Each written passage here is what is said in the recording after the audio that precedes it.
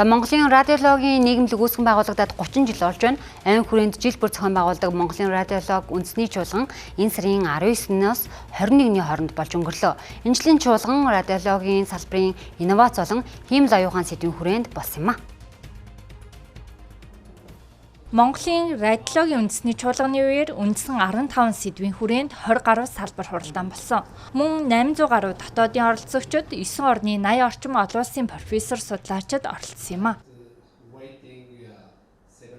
Орчин үеийн төвшөнд хийсэн судалгааныхаа хэлийг танилцуулж байгаа. За үүнээс гадна эмнэлгийн тоног төхөөрөмжийн үзэсгэлэн гарч байна. За энэ 3 өдөр үргэлжилсэн төр сонирхлогооны эмч нарын чуулганы үеэр бас яг зэрэгцээд олон улсын олон хурлууд зэрэг явж байгаа. Жишээ нь одоо тарих судалтай нейрорадиологийн олон улсын хурал, за Солонгос Монголын төр сонирхлогооны эмч нарын хамтарсан төр судасны төр сонирхлогооны хамтарсан хурал гэдэг ингээд ерөнхийдөө цогц ийм олон улсын хурал явагдаж байна. 2009년에 왔으니까 2009 онд анх удаа Монголд ирж байснаас хойш 16 жил болж байна. Энэ хугацаанд Монголын эрүүл мэндийн салбар, за тэр дундаа төр сонирхлогооны салбар маш сайн хөгжсөн.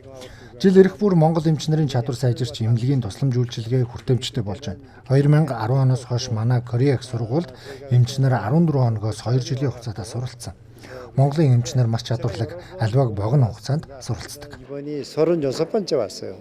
Төр сонирхлогооны хөгжил өөрөө бас сүүлийн жилүүдэд эрчимтэй хөгжиж байгаа. Зайн онцлогоонууд илүү хөгжиж байгаа нь орон нутгийн хүн хүч дутагдaltaй эмнэлгүүдэд зайнаас онцлогооны ач тус нэвтэрснээр орон нутгийн иргэд явдал чирэгдэл багасж орон нутагта онцлогоогоо хийх түүний хариуг унших эмчийн хомсдолтой байдлууд засагдсан, сайжирсан ийм давуу талуудтай ингээд зайн онцлогоо хөгжсөн, онцлогоо хөгжсөн талаас илүү онцлогтой сайхан уралдаж байна гэж харж байна. Тус чуулган нь радиологийн эмч техникч мэргэжилтнүүдийн хувьд мэдлэг туршлага солилцох, талбар төдийгүй салбарын хөгжлийн түүх, өнөөгийн байдал, ирээдүйн хөгжлийн чиг хандлагыг тодорхойлдог байна.